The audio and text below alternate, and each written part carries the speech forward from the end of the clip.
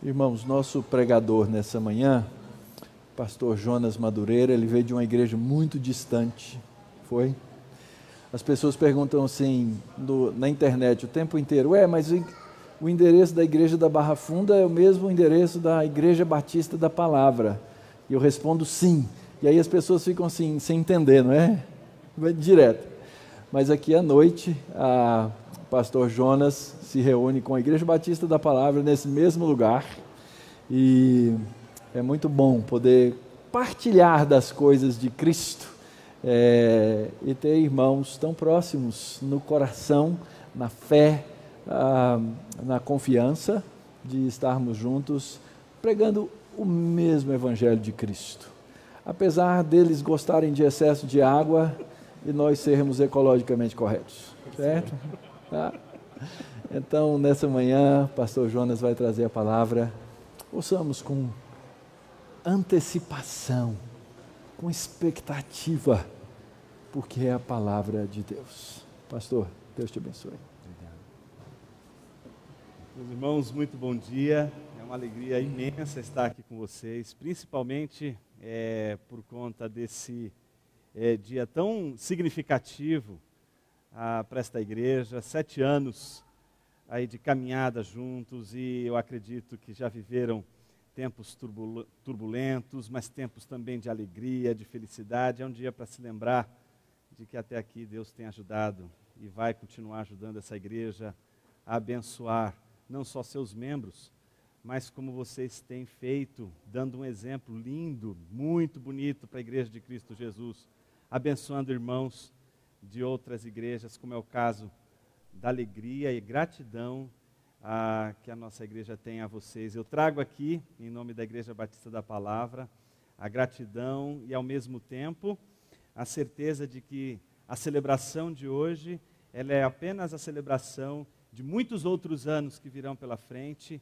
e que enquanto Deus estiver atuando com o seu propósito, como Ele faz em tudo aquilo que lhe apraz, essa igreja vai continuar aqui fiel a Ele e agradando o seu nome, glorificando o seu nome. Então é motivo de muita alegria. Vocês são muito agraciados. Eu penso que uma igreja ela é mais abençoada quando ela tem pastores que amam mais a Deus do que a sua própria igreja. E vocês têm pastores assim. E quando uma igreja tem pastores que amam a Deus e a sua palavra acima de tudo, quem primeiro é abençoado é a própria igreja. A igreja é abençoada quando ela olha nos olhos do pastor dela e sabe que os olhos dele têm um lugar certo e repousa no lugar certo, que é a palavra de Deus. Então, que Deus abençoe vocês e que vocês sejam muito felizes e que possam continuar abençoando a todos aqueles que se aproximam, estão perto de vocês. Amém? Eu queria ler nesta manhã uma passagem de Lucas, capítulo de número 12. Os irmãos devem perceber que eu gosto bastante de Lucas. Eu acredito que a última vez que eu estive aqui, nós falamos sobre uma parábola, aliás, 3 parábolas no Evangelho de Lucas, capítulo de número 15. Hoje a gente vai falar de Lucas, capítulo 12. E assim como em Lucas 15, todas as 3 parábolas tinham um contexto, aquilo que Jesus vai ensinar nessa passagem de Lucas 12 também tem um contexto.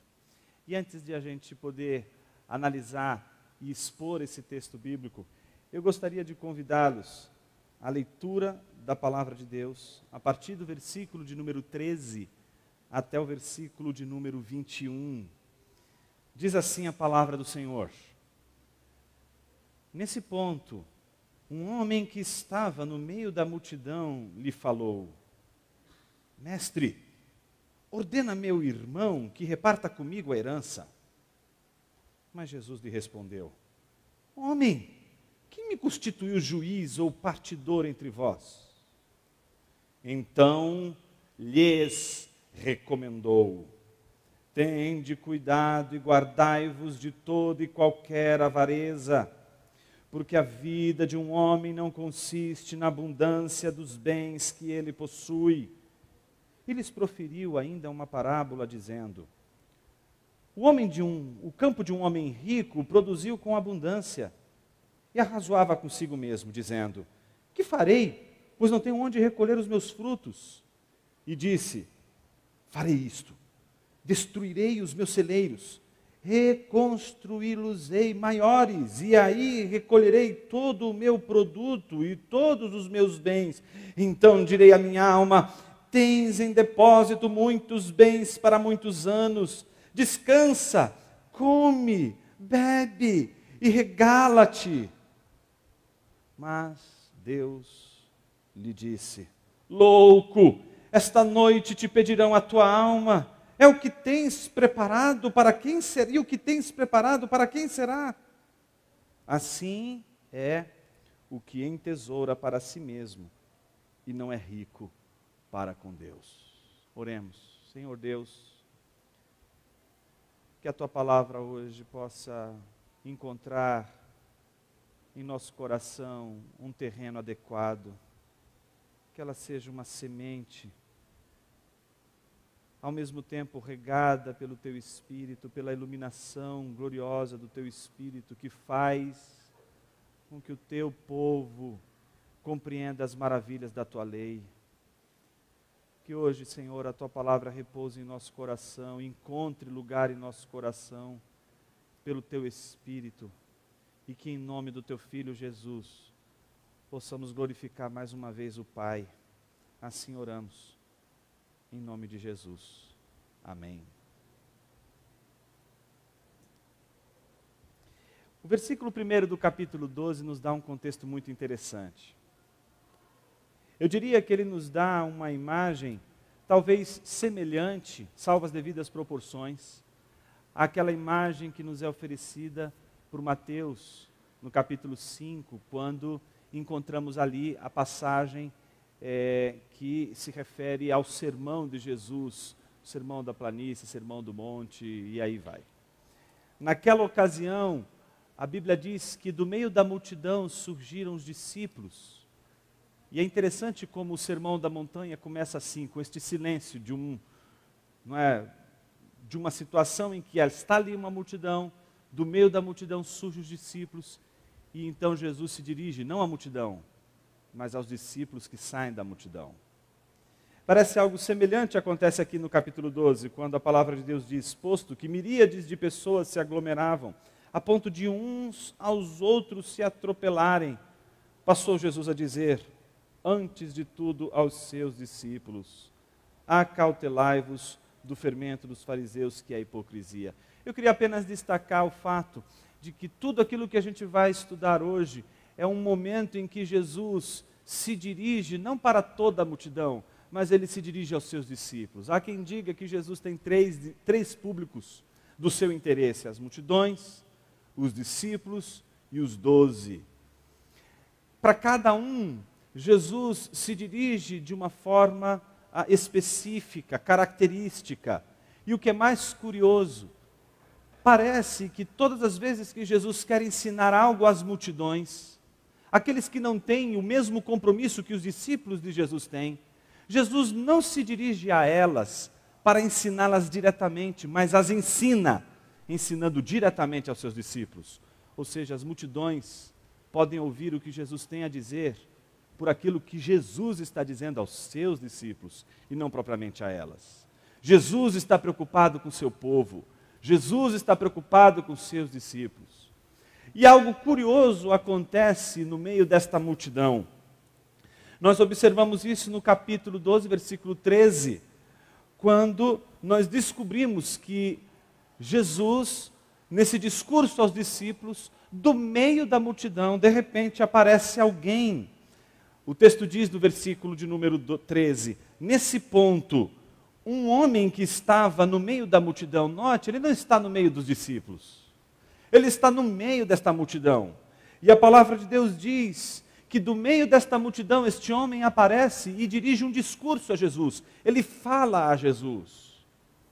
E a primeira pergunta que deve nos chamar a atenção é: o que ele diz? Por que ele interrompe o discurso de Jesus? Por que ele vai até Jesus e fala com Jesus? Ele tem ali, digamos assim, um problema a ser tratado.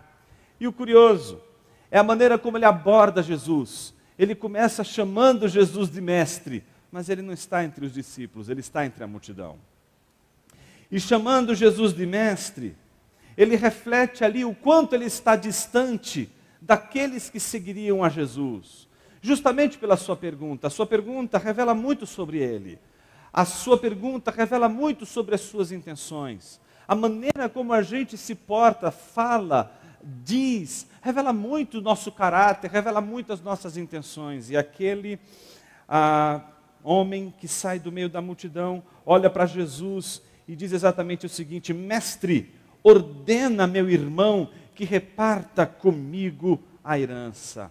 Vamos nos deter aqui por alguns minutos nesse versículo, porque eu acho que ele tem algumas coisas que a gente não pode perder de vista, não pode deixar passar. A primeira delas nós já dissemos, ele sai do meio da multidão, aborda Jesus chamando-o de mestre, mesmo não estando ali entre os discípulos. Por outro lado, ele não se aproxima de Jesus por outra razão, senão por aquela que até então nós só podemos saber porque ele diz. E é interessante a maneira pela qual ele diz a Cristo. Ele diz: mestre, ordena a meu irmão que ele reparta comigo a herança. Ele não chega diante de Jesus, por exemplo, com alguma questão a ser deliberada. Ele não chega diante de Jesus como aquele que tem, como por diversas vezes a Bíblia denomina como dípsicos, a mente dividida, como alguém que não sabe para onde vai, como alguém que está indeciso, como alguém que não sabe o que decidir, como alguém que está diante de um grande dilema e não sabe o que caminho tomar. Então ele não chega diante de Jesus para dizer: mestre, eu tenho um dilema, eu me sinto como um barquinho, arremessado de um lado para o outro, tomado de dúvidas, e eu preciso que o Senhor me ajude a deliberar e saber qual caminho eu devo seguir, qual caminho eu devo trilhar. Não, ele já tem um caminho, ele já tem tudo decidido, ele já deliberou, ele sabe o que ele quer, e ele sabe muito bem o que ele quer. Tanto é assim que ele chega diante do mestre apenas para dizer a ele o que o mestre tem que fazer. Ele diz: mestre, ordena ao meu irmão que reparta comigo a parte da nossa herança. Ele já vem com uma solução pronta, e ele só quer a validação de Jesus. Ele só quer que Jesus valide as intenções do seu coração. Ele só quer que Jesus valide o que ele está propondo. Ele não quer saber o que Jesus pensa. Ele não quer saber o que Jesus tem para dizer. Ele não quer saber a palavra de Jesus. Ele quer a validação de Jesus. Ele quer que Jesus simplesmente faça com ele aquilo que talvez Salomão fez com as duas mulheres, que tinham diante dele ali uma criança, e elas estavam disputando aquela criança. Ele quer apenas que Jesus divida. Ele quer apenas que Jesus faça o que tem que ser feito, que Jesus separe as coisas, que Jesus possa ali estabelecer aquilo que ele já estabeleceu. A herança a ser repartida, muito provavelmente era uma terra e não uma questão, por exemplo, de dinheiro ou de haveres, mais terra possivelmente, principalmente pelo texto que vem a seguir, quando Jesus vai tratar, contando ali uma história para exemplificar tudo aquilo que ele quer ensinar, não só para aquele rapaz, não só para os discípulos, mas para todos aqueles que estão prestando atenção no que Jesus está dizendo. E então ele se aproxima de Jesus, pedindo para que Jesus reparta aquela terra. Ele faz de Jesus um juiz repartidor. E o que a gente vai ver hoje é de que a missão do Redentor é a de ser o juiz da reconciliação. O juiz que une, não o juiz que separa. O juiz que reúne, que redime, e não que divorcia, que separa. Então ele faz de Jesus um repartidor. Mas Jesus nunca vai aceitar essa posição. E é por isso que a reação de Jesus é sintomática. Observe, por exemplo, o versículo de número 14, que registra a reação de Jesus. O versículo de número 14 diz que Jesus lhe respondeu: homem, quem me constituiu juiz ou partidor entre vós? Quem disse que eu sou o juiz que vai repartir estes haveres? Quem determinou todas estas coisas? Por que você julgou em seu coração que eu deveria ser o juiz, que vai dividir as contas e vai dividir ali as propriedades. Meus irmãos, quantos e quantos de nós não enfrentamos isso em nossas igrejas? De repente chega ali um casal em conflito. E o casal já vem com a proposta pronta. Nós vamos nos separar. Não se quer ouvir o que diz a palavra de Deus. Não se quer ouvir o que a palavra está dizendo. Simplesmente se vem com a decisão pronta. Temos a decisão pronta. E o que a gente quer? A validação dos pastores da igreja, do conselho da igreja e da igreja. Queremos a validação de todos. Não queremos pensar sobre as possibilidades de que talvez a nossa decisão, a maneira como nós estamos decidindo as coisas, é desastrosa. Porque não conseguimos enxergar que talvez a solução que nós encontramos ela é pior do que aquilo que a gente está imaginando. Porque achamos que simplesmente separar as coisas vai resolver tudo e vai colocar um ponto final na história. Acreditamos que repartir é sempre o melhor. Então Jesus, depois de questioná-los sobre a autoridade de quem deveria dar a ele esta prerrogativa de que ele seria o juiz, então Jesus lhe ensina no versículo de número 20, no versículo de número 15, não só, obviamente, se dirigindo a ele, eu quero chamar a sua atenção para o fato de que Jesus diz, então, lhes recomendou. Jesus não está agora só ensinando aquele rapaz que traz o problema, agora Jesus está falando com todos aqueles que estão ali o ouvindo, e então Jesus diz, e lhes recomendou, tende cuidado e guardai-vos de toda e qualquer avareza, porque a vida de um homem não consiste na abundância dos bens que ele possui. Jesus, então, ele apresenta aqui dois princípios, depois de questionar exatamente essa atitude daquele homem, depois de questionar aquela postura ou impostura, Jesus ensina dois princípios. Primeiro princípio, ele chama atenção para o cuidado com a cobiça, a avareza, o desejo incontrolável.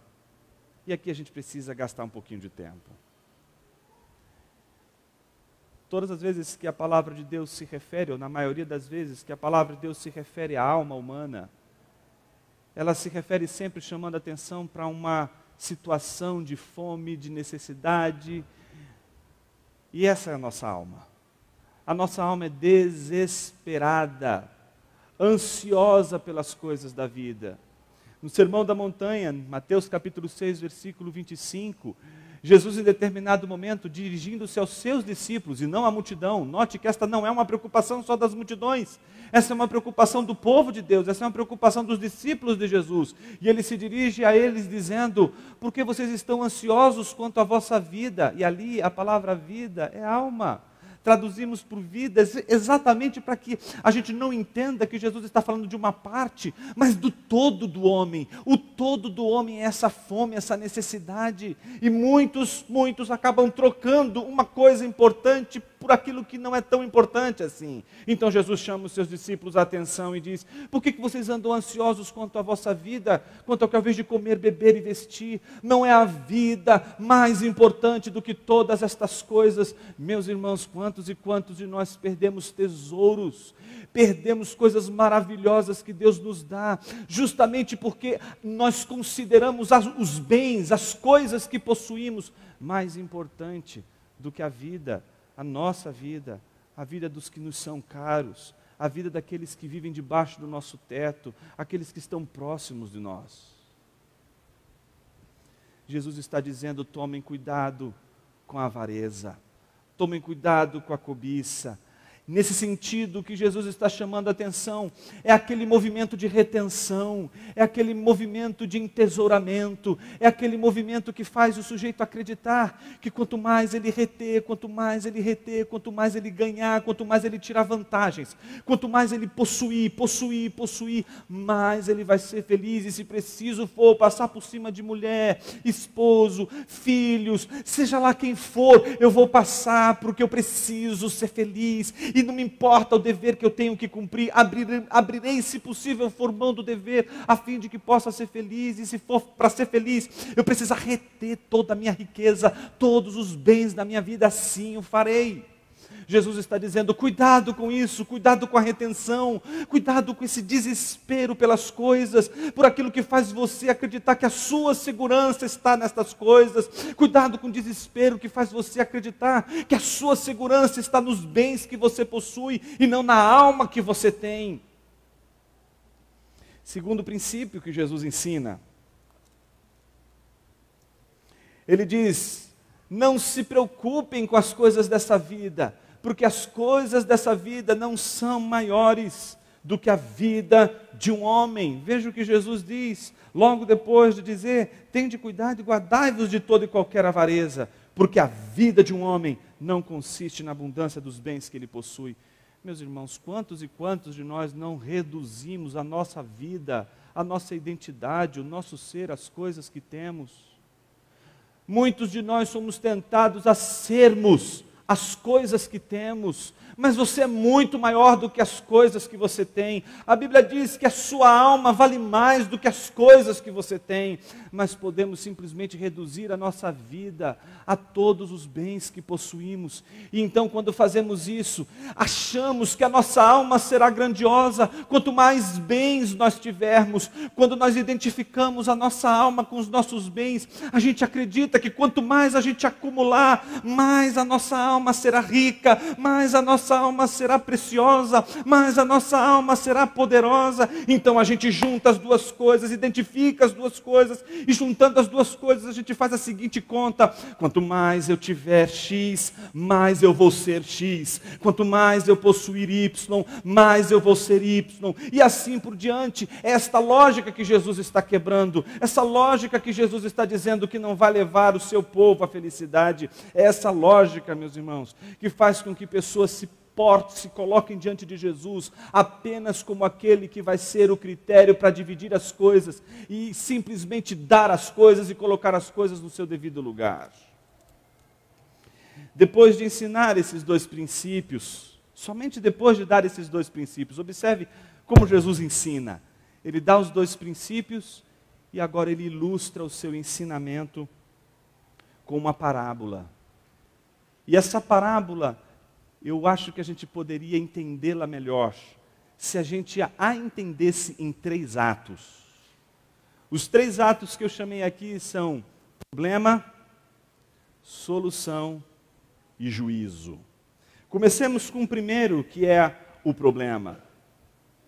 Observe, por exemplo, o versículo de número 16. Veja que depois de ensinar isso, Jesus lhes proferiu ainda uma parábola, ou seja, tinha algo mais a ser dito, e ser dito não só para aquele homem, mas para todos os que estão ali. Jesus aproveitou a situação daquele homem para ensinar todos os que estão ali, então tinha algo mais a ser dito. E o que Jesus quer dizer? Para ser dito, ele precisa antes contar uma parábola. Observe o primeiro ato desta parábola. O primeiro ato desta parábola é apresentar um problema. Veja o versículo de número 16, o que diz. E lhes proferiu ainda uma parábola, dizendo: o campo de um homem rico produziu com abundância. Que imagem maravilhosa. A Bíblia diz que o campo de um homem pobre produziu muito, foi isso? Não, meus irmãos. A Bíblia diz que o campo de um homem rico produziu em abundância. Alguém poderia dizer, mas que injustiça! Quantos pobres que poderiam ter os seus campos produzindo muito mais, mas porque foi justamente o campo de alguém que já era rico produzir ainda mais. Meus irmãos, no reino de Deus as coisas funcionam assim. Elas não funcionam conforme a nossa lógica, funcionam conforme a lógica de Deus. E de repente aconteceu algo maravilhoso aqui. E esse algo maravilhoso que eu quero chamar a sua atenção, em primeiro lugar, é o fato de que este homem já era rico. Ele já era rico. Segunda coisa importante, o campo, a Bíblia diz que prosperou. O campo não prosperou porque este homem rico era um homem de destreza, um homem de inteligência, e por uma sacada dos negócios, ele ali resolve fazer um investimento, e daquele investimento há um boom nos seus negócios, e agora ali o seu campo prospera. Não, o seu campo não prosperou por sagacidade sua, o seu campo não prosperou por suas deliberações, o seu campo não prosperou porque ele simplesmente estava observando o mercado, o seu campo prosperou não foi porque ele leu o Oceano Azul. E aí, olhando o Oceano Azul, ele diz: é este campo que eu vou atacar. Não! A Bíblia diz que o campo floresceu, e o nome disso é graça, meus irmãos. A graça de Deus, ela é derramada sobre o campo, e o campo superabunda. O campo daquele homem que já era rico, passa agora a ser mais rico ainda. E aí você me diz assim: mas Jonas, onde está o problema aí? Onde está neste ato o problema? Observe logo em seguida o que diz o texto bíblico. E arrazoava consigo mesmo, dizendo: que farei, pois não tenho onde recolher os meus frutos? Você percebeu que diante daquela riqueza, diante de um campo que floresceu, diante de um campo que superabundou, aquele homem identificou em primeiro lugar um problema. Qual é o problema? Meu caminhão é muito pequenininho para carregar tudo isso. Eu preciso de um lugar maior, eu preciso de um celeiro maior. Então ele está preocupado com isso. Ele está preocupado com o fato de que aquele celeiro que ele possui não vai comportar a bênção daquele campo que floresceu. Aparentemente, parece que esta talvez seja a ação que todos aqueles deveriam ter quando estão diante da graça de Deus. Quando Deus superabunda, vamos nos preocupar em reter tudo isso, em tesourar tudo isso, em encastelar tudo isso num lugar muito maior. E parece essa ser sempre a nossa lógica. A nossa lógica é sempre essa. Se a gente começou a ganhar mais e então não tem mais espaço, vamos aumentar mais os espaços para poder caber mais, e poder caber mais, e caber muito mais, e caber muito mais, e muito mais, e muito mais. Essa parece ser a lógica. Mas algumas coisas a gente não pode perder de vista quando a gente observa o problema tal como ele foi colocado aqui, e ao mesmo tempo a solução tal como ela foi apresentada no versículo de número 18. Observe o seguinte: existe e eu faço uma nota de rodapé, prometo ser uma nota de rodapé bem breve. Existe uma doutrina que ela é de uma beleza sem par. Embora ela seja muito semelhante, como por exemplo a doutrina da Trindade, que é uma palavra que a gente não encontra na Bíblia, mas nem por isso a gente possa prescindir dela, eu acredito que essa doutrina também tem a mesma potencialidade, salvo as devidas proporções, obviamente. Eu me refiro aqui à chamada doutrina do Pactus Salutis. A doutrina que nos ensina que sabemos que as pessoas da Trindade se relacionam pactualmente, porque a maneira de Deus se relacionar com a criação, com o seu povo e com o mundo é pactual. Então, uma das coisas que o Pactus Salutis ensina é de que Deus, quando criou o mundo, não criou o mundo porque ele estava solitário, porque ele sentia falta, porque ele estava desesperado, porque ele estava angustiado, ele estava imerso numa espécie de solidão cósmica. Não. É como se como vai dizer Michael Reeves, ele vai dizer que como o pai ama o filho ama o pai e o filho amam o espírito ama o filho e o pai, o espírito e o pai amam o filho, e o espírito e o filho amam o pai, e eles se amam e se doam nesse movimento de amor. Tudo que eles fazem é resultado de transbordamento e não de retenção.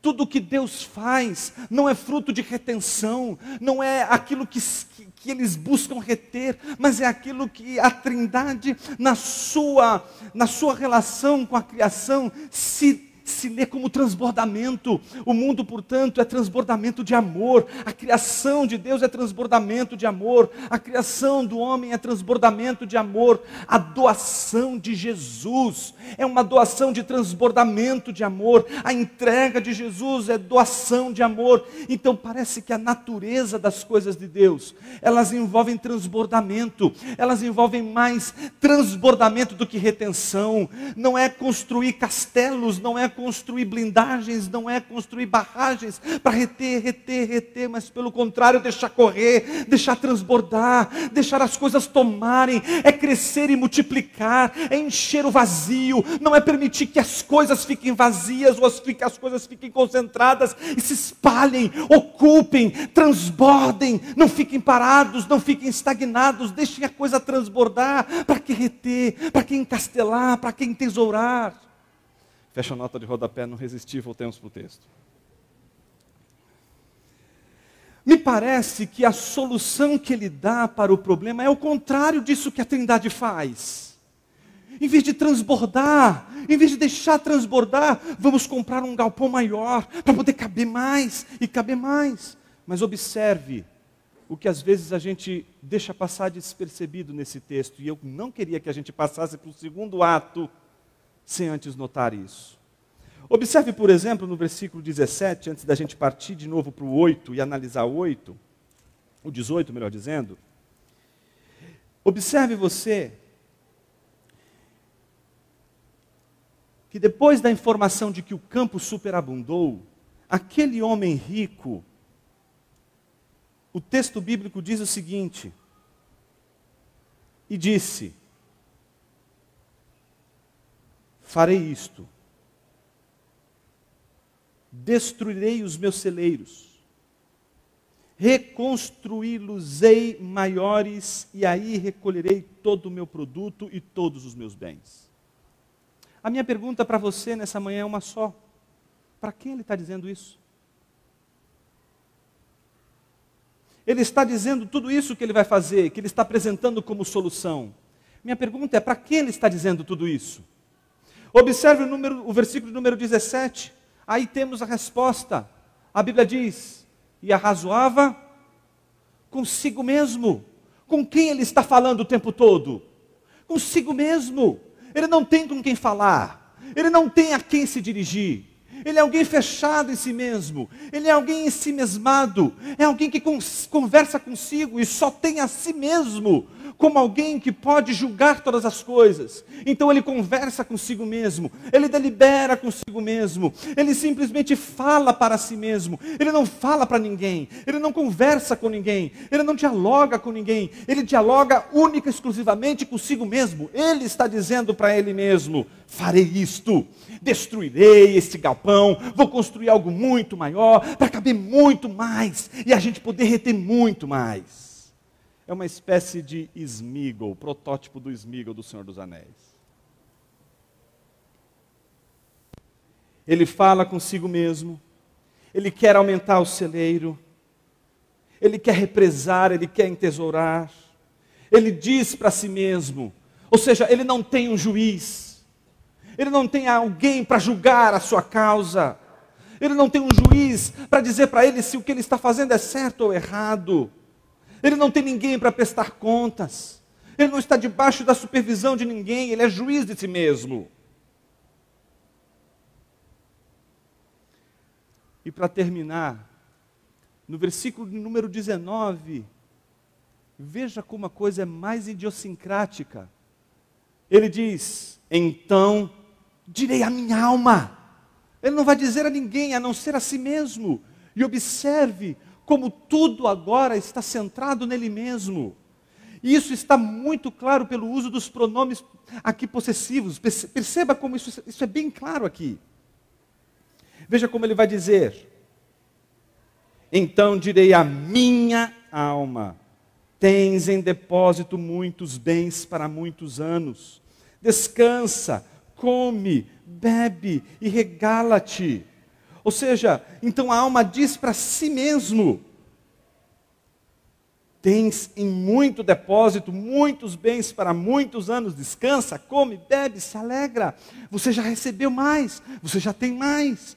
Note que do versículo 18 ao versículo 19, as palavras 19, as palavras que mais se repetem em termos de pronomes é meu, meu, meu. Ele chama de meu aquilo que Deus deu. O tempo todo ele está dizendo meu produto, meus bens, minha alma. Tudo é meu, meu, meu, meu. Note como ele está entregue às suas coisas, como as suas coisas são tão importantes para a sua vida.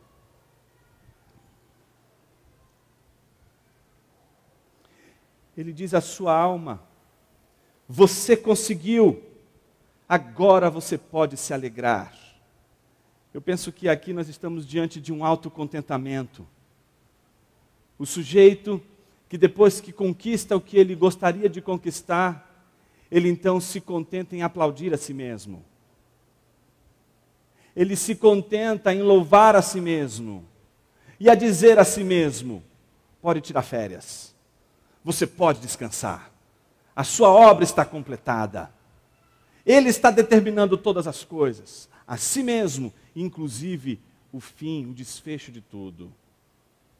A conclusão de toda essa reflexão começa no versículo de número 20, quando nós temos o terceiro e último ato, que é o ato do juízo. E é só aqui que Deus fala, meus irmãos. O texto começa dizendo no versículo de número 20, mas Deus lhe disse: louco, esta noite te pedirão a tua alma, e o que tens preparado, para quem será? Primeira coisa, quem dá a última palavra não é aquele homem rico. A sua ensimesmação, a sua crença de que tudo se reduz ao diálogo que ele tem consigo mesmo e de que ele é juiz de si mesmo, o cegou para o fato de que ele não é juiz de si mesmo, que existe um juiz que no final vai dar a última palavra, e quem dá a última palavra na história da nossa vida não são os nossos atos e nem as nossas palavras, é de Deus a última palavra, e a última palavra dele costuma ser a morte. A morte que faz as pessoas pensarem no porquê elas gastaram tanto tempo, tanta energia em determinadas coisas que elas julgavam ser as mais importantes dessa vida. É a morte que faz as pessoas, ou pelo menos o anúncio da morte, é aquilo que faz as pessoas se perguntarem por que eu trabalhei tanto e amei tão pouco os meus filhos, por que eu dediquei tanto tempo para tantas coisas nessa vida e tão poucas coisas para me reunir com os irmãos da igreja, por que eu dediquei tanta energia, tanta força em determinadas coisas, e em outras que eram tão mais importantes, que engrandeciam a alma, que faziam a alma muito maior, eu simplesmente as desprezei. Em geral, é a morte que faz a gente refletir sobre estas coisas. É a morte ou o anúncio da morte que parece nos despertar desse enclausuramento do nosso ser, que faz a gente despertar dessa idolatria do eu, essa egolatria, essa incapacidade de nós enxergarmos para além de nós mesmos, de descobrirmos que não somos o centro do universo, que as coisas não estão centradas em nós mesmos. A última palavra de Deus, e a palavra de Deus começa dizendo: louco. É uma palavrinha muito interessante. Afron. Aquele que não tem frônesis, aquele que não tem prudência, aquele que não tem a mesma palavrinha que aparece lá em Filipenses 2,5, a mesma atitude que houve em Cristo Jesus, que não julgou por usurpação o ser igual a Deus, antes a si mesmo se esvaziou, assumiu a forma humana, a forma de servo. A Bíblia diz que Jesus se entregou por amor a nós, e isso foi a prudência divina, isso foi a frônesis divina, a capacidade, a atitude divina, de doar-se, de entregar e não de reter. Deus chama aquele homem de louco, de imprudente, e depois de chamá-lo de imprudente diz: esta noite pedirão a tua alma. Dá o anúncio da morte, não é a morte, mas o anúncio da morte. Ele sabe que vai morrer, e toda pessoa que descobre que a morte está por vir, ela inevitavelmente faz revisão de vida, inevitavelmente ela revê sua vida, revê sua história, faz o julgamento de si mesma. Mas nesse julgamento agora que vem com o anúncio da morte, a palavra de Deus diz Esta noite pedirão a tua alma, aquela com quem você conversa o tempo todo para dizer qual é a única coisa que pode fazê-la feliz. Então, hoje pedirão a tua alma. E a pergunta de Deus é muito clara: para quem você vai deixar tudo o que tens preparado? A pergunta não é o que você vai fazer com essas coisas. A pergunta é para quem? Deus não está perguntando de coisas. Deus não está perguntando sobre bens. Deus está perguntando sobre pessoas. Está olhando para aquele homem ensimesmado, para aquele homem que viveu somente para si mesmo. Ele está perguntando para quem você se doou, para quem você se entregou, para quem você trabalhou tudo o que você trabalhou. Não é possível que você viveu toda a sua vida só para você. Não é possível que tudo o que você fez foi só para você. Para quem você vai entregar tudo isso? Para quem você vai entregar tudo aquilo que você trabalhou durante tantos anos e com tanto afinco? Meus irmãos, ao identificar a sua vida com os bens, aquele homem não perdeu seus bens, mas ele perdeu sua alma. Quando identificamos e fazemos isso, os meus bens é o que eu sou. Então, quanto mais bens eu tiver, mais a minha alma será rica. Quanto maior forem os bens, maior será a minha alma. Quando o indivíduo identifica essas duas coisas, ele perde a sua alma. Ele não ganha, ele perde. E no juízo de Deus, podemos achar que o mais terrível é o anúncio da morte, mas não, meus irmãos. Existe algo mais terrível, e se chama a solidão final, a solidão cósmica. Talvez este seja o pior de todos os juízos. Aquele em que no final não há ninguém para quem deixar nossa riqueza. Por quê? Porque em nome da nossa cobiça que Jesus anuncia nos versículos anteriores, em nome daquele desejo desenfreado em ter, nós fomos capazes de atropelar mulher, esposa, filhos, amigos, parentes, pessoas. Atropelamos pessoas para sermos mais ricos, mais poderosos, e fomos atropelando. Do que adianta ganhar tanto e perder sua alma, e perder também aqueles que estão à sua volta? A minha pergunta quando eu leio esse texto é uma só: o que faz alguém querer ganhar tanto? E a gente começa a analisar nós mesmos. Não tem como ninguém ler a Bíblia e somente ler a Bíblia pensando no outro. Quando a gente lê a Bíblia para valer, a gente está sendo lido por ela. E ela está nos escrutinizando, ela está nos tirando de todo o nosso conforto. E ela pergunta: Jonas, do que você tem tanto medo? Por que você quer tanto? Por que você quer tanto? Por que você é essa fome que quer engolir tudo à sua volta? E quando a gente se pergunta por que a gente é assim, eu acho que talvez o medo que nos atravessa é o medo de perder. Não sabemos perder, meus irmãos. E foi por isso que a gente fez aquela notinha rápida sobre a doutrina do Pactus Salutis. Porque o nosso Deus, Ele nos ensina que se alguém quiser ganhar a sua vida, esse alguém vai perder. Mas aquele que perde é aquele que ganha. Minha pergunta hoje, nesta manhã, não é o que você tem ganhado, mas o que você tem perdido. Eu louvo a Deus, meus irmãos, porque o ensino dessa igreja é o ensino que talvez é contrário àquele ensino que a gente encontra em tantas igrejas hoje, em que as pessoas são ensinadas a consumirem e a ganharem o tempo todo. Então, se elas vão para a igreja, elas têm que ouvir uma mensagem que vai dizer: como eu posso ganhar mais? Como eu posso ficar mais rico? Como eu posso ficar mais próspero? Como eu posso ter mais? Mas quando a gente prega o Evangelho está dizendo assim: quem aqui está disposto a perder? Quem aqui está disposto a entregar? E meus irmãos, sabe o que é maravilhoso?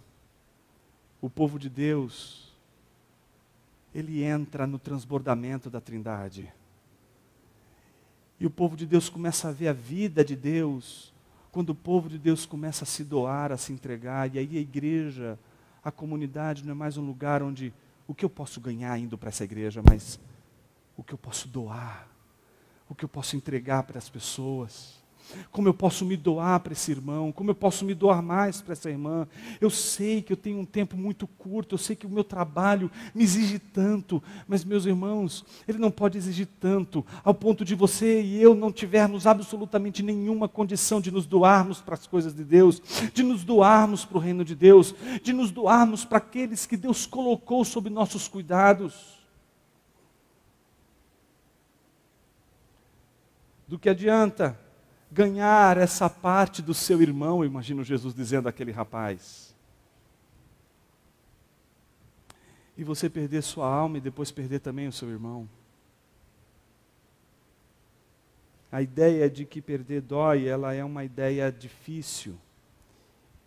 E ela é difícil porque todas as vezes que a gente tem que obedecer a Deus, a gente tem que perder. E é ali que a gente vence, meus irmãos. É ali que a gente ganha. A gente ganha todas as vezes que a gente perde a batalha com Deus. A sua vitória está na vitória de Deus contra você, contra o seu ímpeto, contra os desejos. É ali que nós ganhamos. Por isso eu quero dizer a você nessa manhã, que todo o tratamento de Deus é para refinar o seu povo, para fazer o seu povo enxergar que aquilo que o Evangelho nos ensina, ser glorioso, é muito mais glorioso e maior do que tudo aquilo que venhamos a possuir. E se tudo aquilo que Deus nos dá, nós entendemos que não é mais fruto da nossa sagacidade, das nossas estratégias, mas é dom de Deus, é dádiva de Deus. Então, meus irmãos, tudo que a gente faz é só agradecer. E aí a gente descobre que a gente é como aquele que quanto mais dá, mais recebe. Quanto mais dá, mais recebe. Quanto mais doa, mais é abençoado. O reino de Deus, meus irmãos, passa por isso. E a gente não crê nisso. A gente não crê na atitude do Filho de Deus, sendo representada nas nossas atitudes quando nos doamos, quando nos entregamos. É assim que imitamos a Cristo. É assim que o discipulado de Cristo se resolve na igreja, na doação mútua, quando nos servimos uns aos outros. Ninguém precisa pegar, ninguém precisa tomar. Quando todo mundo se serve, todo mundo recebe. Para encerrar, o versículo de número 21, ele diz exatamente o seguinte: assim é o que entesoura para si e não é rico para com Deus.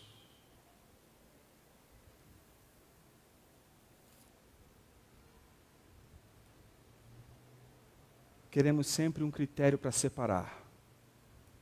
Queremos sempre um critério para divorciar. E Deus está sempre ali, querendo reconciliar. Em especial, Cristo é o nosso reconciliador.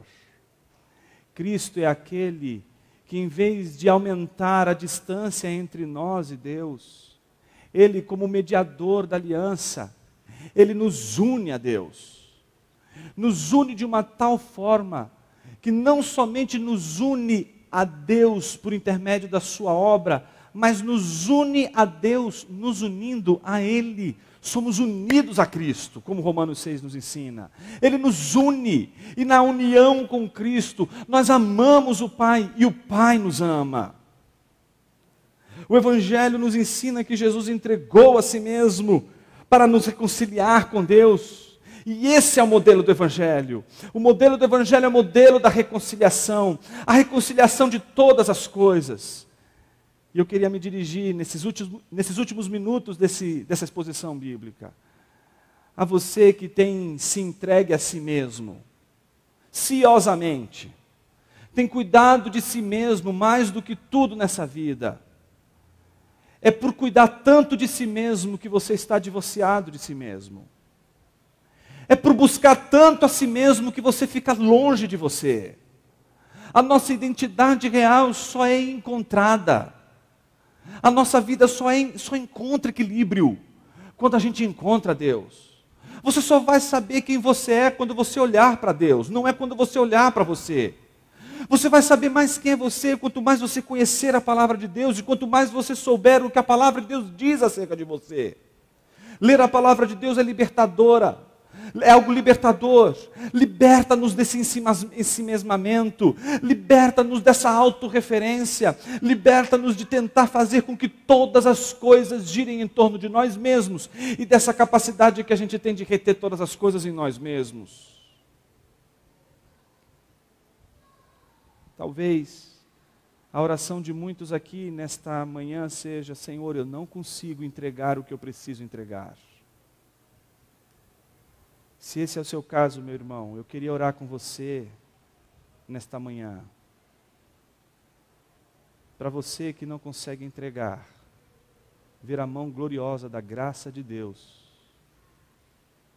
não só convertendo o teu coração para Ele, mas pela graça de Cristo Jesus, levar-nos ao arrependimento e à fé, porque é isso que nos salva. É isso que salva você e a mim de nós mesmos. A vida do povo de Deus, meus irmãos, não é a vida de um único momento de fé e de arrependimento. Depois daquele momento de fé e arrependimento, toda a nossa vida deve ser de fé e arrependimento. Hoje nós tivemos aqui vários momentos em que nós glorificamos a Deus, mas houve um momento em que confessamos. Houve um momento em que fomos liderados em uma oração de confissão, porque a vida do cristão é uma vida de mútua confissão, de arrependimento, de fé. E se hoje esta palavra de Deus tocou seu coração, meu único encorajamento a você é que hoje você possa se reconciliar com aqueles que você tem trocado pelos bens que você acha que um dia vai ser melhor do que a amizade, o amor, o carinho e a ternura entre eles.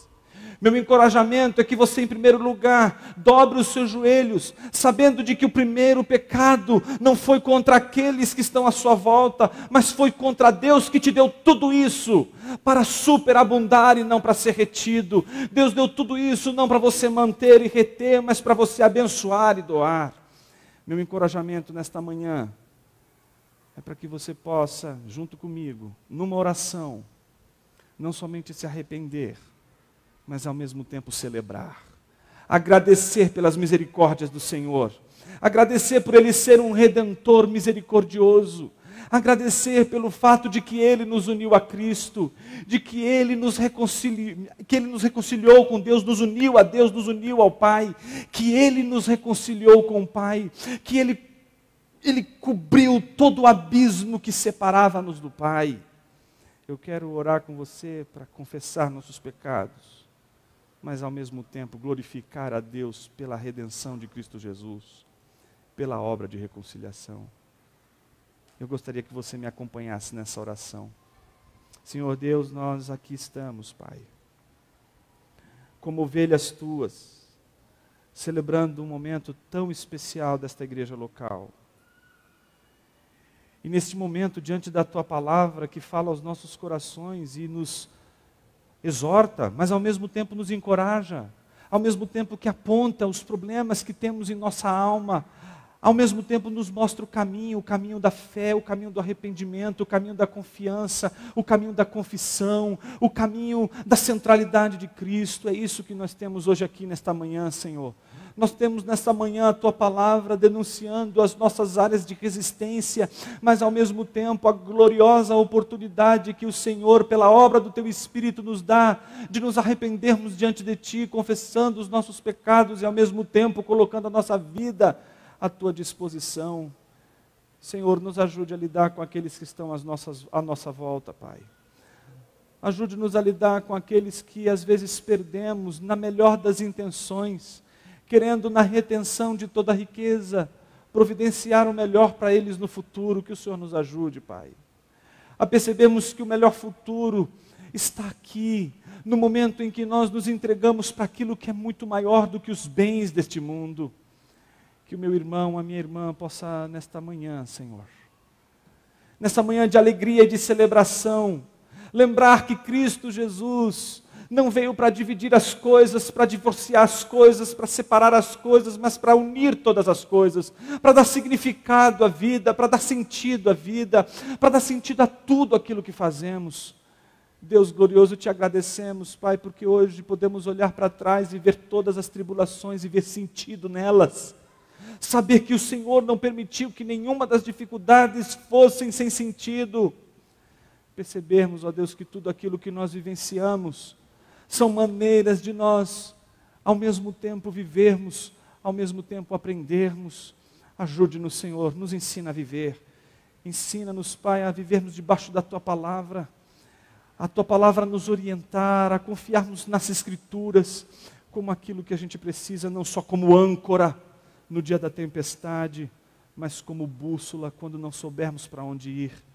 Que a gente não venha com soluções prontas diante do Senhor, pedindo apenas que o Senhor avalize as nossas decisões, mas que com um coração humilde possamos não só nos nutrir da multidão de conselhos, mas nos colocarmos diante de Ti, confiantes de que aquilo que o Senhor tem para nos orientar pela Tua Palavra é mais seguro do que os nossos achismos. Assim nós oramos, Senhor, em nome de Jesus. Amém.